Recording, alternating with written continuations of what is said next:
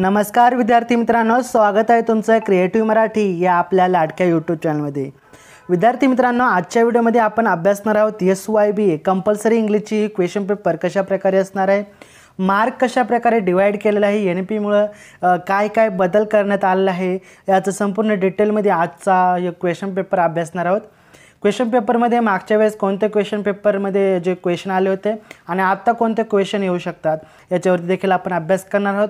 आणि विद्यार्थी मित्रांनो, आपण जर या चॅनलवरती नवीन असाल तर नक्कीच आपल्या क्रिएटिव्ह मराठी या चॅनलला सबस्क्राइब करा, बाजूचे बेल आयकॉन देखील प्रेस करा, जेणेकरून जेव्हा पण मी नवीन व्हिडिओ अपलोड करेल त्याची नोटिफिकेशन सर्वात अगोदर तुम्हाला येईल। तर चला व्हिडिओ सुरू करूयात।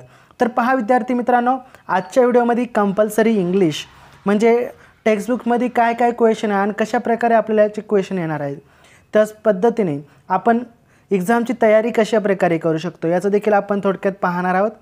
तर पहा विद्यार्थी मित्रांनो, मी क्वेश्चन पेपर घेतला आहे SYBA English compulsory.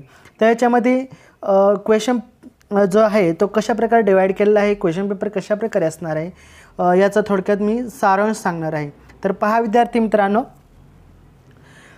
Seat number इथे आपलं क्वेश्चन पेपरमध्ये फर्स्टला वरती पेजवरती उजव्या साईडला दिसेल तर सीट नंबर टाकायचा आहे। आपले जे क्वेश्चन पेपर आहे ती आहे SYBA इंग्लिशची आहे कंपल्सरी इंग्लिश। ओके विद्यार्थी मित्रांनो, याच्यापुढे देखील असेच क्वेश्चन पेपरचा फॉर्मॅट तुम्हाला सांगितला जाईल। तर पहा, हा जो क्वेश्चन पेपर आहे तो 2019चा पॅटर्ननुसार आहे, सेमिस्टर 3rd आहे आणि त्याचा कोड आहे 23001। जेव्हा पण आपण एक्झाम फॉर्म भरशाल त्या एक्झाम फॉर्ममध्ये 23001 हा कंपल्सरी कोड निवडायचा आहे, चूक करायची नाही। तर या पेपरसाठी आपला टायमिंग असणार आहे 2.5 तासाचा। मार्क्स डिवाइड केलेला आहे 30 मार्काचा, आपला 70 मार्काचा।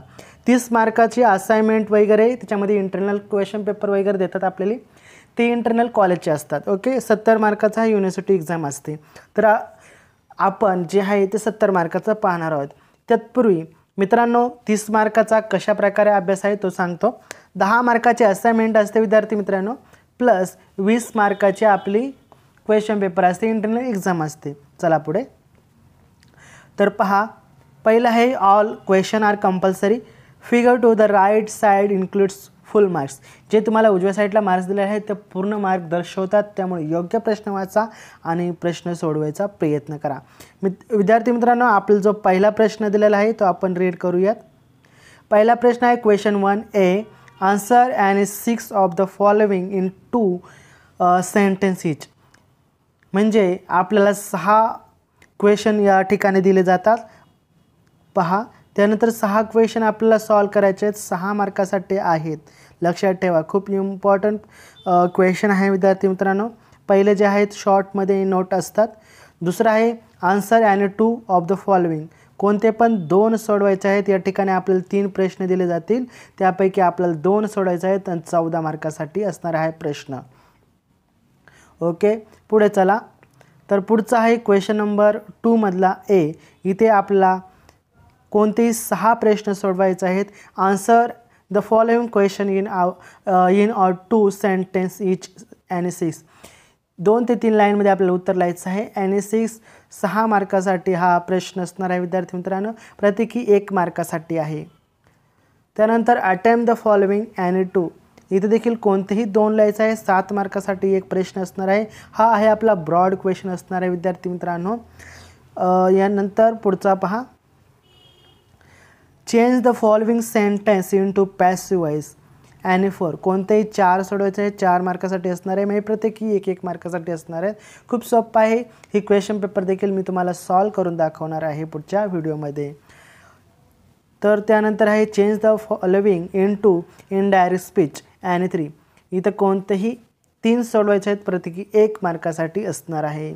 हा क्वेश्चन देखील इम्पॉर्टंट आहे विद्यार्थी मित्रांनो। ग्रामर अतिशय सोपं आहे, ग्रामरवरती थोडक्यात भर द्या, परंतु टेक्स्टबुकमधील जास्त अभ्यास करा, कारण त्याच्यावरती 35 ते 40 मार्कासाठी विचारलं जातं। त्यातील C आहे change the following into negative sentence.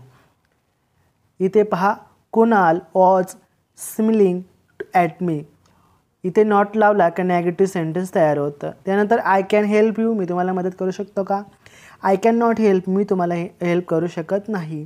म्हणजे नॉट लावायचं आहे, नेगेटिव्ह करायचं आहे, अतिशय सोपं आहे, कोणतेही 3 सोडवायचे आहेत। त्यानंतर क्वेश्चन नंबर 4 आहे, हा देखील अतिशय इम्पॉर्टंट आहे. गिव्ह वन वर्ड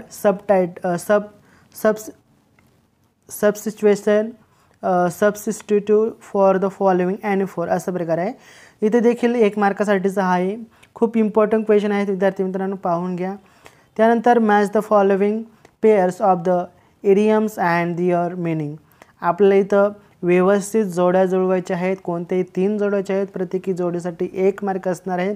3 मार्क आपल्यासाठी या प्रश्नासाठी दिलेले आहेत. तर त्यानंतर पुढचा प्रश्न हा देखील 3 मार्कासाठीच आहे. परंतु give example of the word with the following suffix and prefix any 3. म्हणजे मिस याला सफिक्स किंवा प्रेफिक्स लावायचं आहे. आय त्यानंतर इन असेल, शिप असेल, यार असेल, याला सफिक्स आणि प्रेफिक्स लावून कंप्लीट वर्ड तयार करायचं आहे. कोणतेही 3 1 मार्कासाठी हा प्रश्न असणार आहे. त्यानंतर शेवटचा अत्यंत इम्पॉर्टंट क्वेश्चन आहे, हा कंप्लीट 10 मार्कासाठी असतो.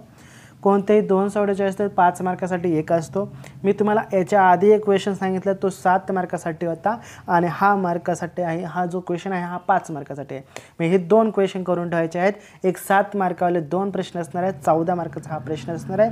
आणि जो शेवटचा क्वेश्चन नंबर 5 आहे, तर पहा अशा पद्धतीने हा देखील क्वेश्चन आहे, हा देखील सोपा आहे. 10 मार्कासाठी असणार आहे विद्यार्थी मित्रांनो. आणि त्याच्यानंतर जर पाहायला गेले तर ही संपूर्ण क्वेश्चन पेपर आहे, ही आहे 70 मार्काची. याच्या पुढच्या देखील आपले क्वेश्चन पेपर अशाच पद्धतीने समजून सांगितले जातील. तत्पूर्वी आपण जर चॅनलवरती नवीन असाल तर आपल्या क्रिएटिव्ह मराठी या लाडक्या यूट्यूब चॅनलला सबस्क्राईब करून ठेवा. बाजूची बेल आयकॉन देखील प्रेस करा, जेणेकरून मी कधीही व्हिडिओ अपलोड करेल त्याची नोटिफिकेशन सर्वात अगोदर तुम्हाला येईल व तो व्हिडिओ पाहू शकता. तर चला भेटूया पुढच्या व्हिडिओमध्ये. तत्पूर्वी जय हिंद, जय महाराष्ट्र, वंदे मातरम.